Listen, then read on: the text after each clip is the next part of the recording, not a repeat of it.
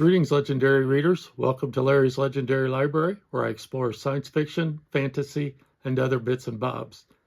Today, I would like to review Episode 6 of Dune Prophecy, The High-Handed Enemy. This is the finale of Season 1. Spoiler warning, if you haven't seen the first 6 episodes and you want to come into it fresh, then you should come back to this video after you've watched.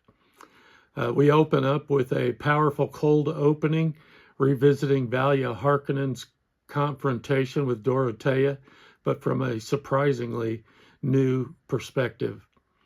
Sister Nazir, a Suk doctor, attempts to transmute the virus afflicting the Bene Gesserit in hopes of discovering a cure, but the results are tragic. Meanwhile, Desmond Hart tortures Kieran Atreides for information on the Sisterhood's involvement with the insurgents. Princess Inez is caught trying to free Kieran, and her own mother, Empress Natalia, has her arrested, a move that runs directly against the Sisterhood's plan for Inez to become the next puppet emperor.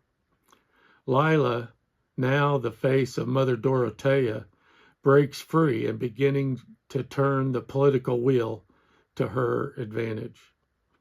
Mother Superior Valia enlists Francesca to assassinate Emperor Carino, who also happens to be the father of their son, Constantine.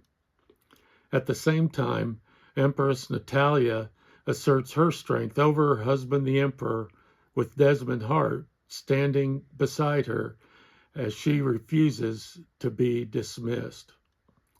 Valia deliberately provokes the Emperor so she can be arrested, knowing that it will put her in a position where she can free Inez more effectively. We then flash back to Valia's earliest days as Mother Superior, witnessing her brutal and decisive confrontation with the Butlerian faction within the Sisterhood. Back in the present, Valia frees Inez, again, true and violent, dramatic fashion, and she's aided by Sister Theodosia, who uses her face dancer abilities to support Valia's strategy. But the Butlerian faction is far from finished, striking back with startling ferocity. Mother Tula Harkonnen experiences an emotional flashback to the birth of her son with Ori Atreides, followed by a poignant meeting with that son, Desmond Hart. The episode closes with Valia, Inez, and Kieran folding space to Arrakis, a powerful full circle moment for the series. There's several references to Sisterhood of Dune and other books in the Dune universe. Prana Bindu, the Bene Gesserit discipline mentioned in Frank Herbert's Dune, is referenced here. The Rosak poison and Sister Rokella's ability to transmute it comes directly from Brian Herbert and Kevin J. Anderson's lore. The conflict between the Butlerian hardliners and those who secretly benefit from the thinking machines is straight out of the books.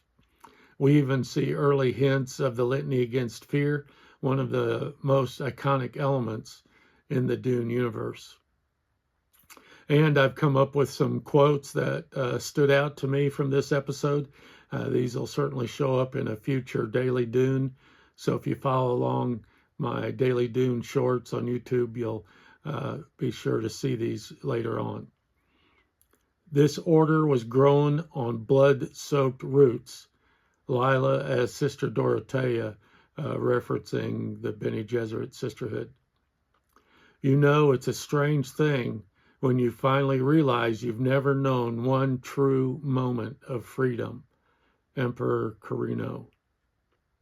The Sisterhood has lost its way, but I will not be silenced again. In the name of all who have fallen, I will return us to our righteous path. Lila as Mother Dorothea. We're the same, you and I, two wolves born to feed, with no care for the cost.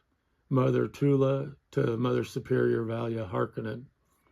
And then finally, if the shadows are where they want to fight, then that is where I shall go, Valia Harkonnen. Wow, what a season finale.